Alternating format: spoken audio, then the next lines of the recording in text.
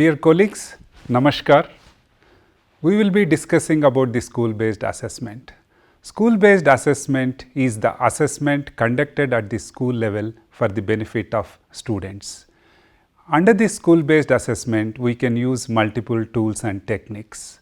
What is tool and technique? Observation is a technique. Observation schedule is a tool. Observation is a procedure.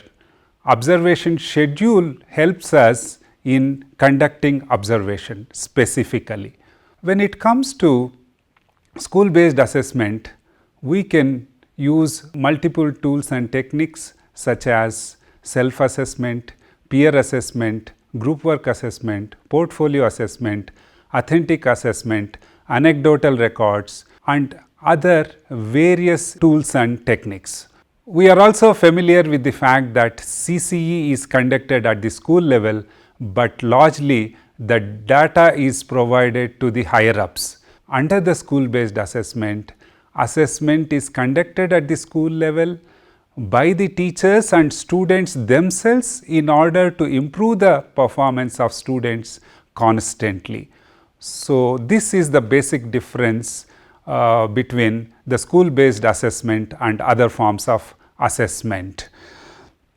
When it comes to school-based assessment, there is a lot of flexibility for students, teachers and also the schools in conduct of the assessment. Supposing the teacher is not available for a particular period of time, why the assessment should be conducted at the same time for all the places, irrespective of whether the teaching learning has happened or not. So, in this case flexibility is required, so that when teaching learning happens, then only we are conducting assessment. This is one possibility. The other possibility is that assessment can happen during the learning, so that students can improve their performance. This is not possible with the external forms of evaluation in the form of examinations, etc. So, that is another advantage of school-based assessment.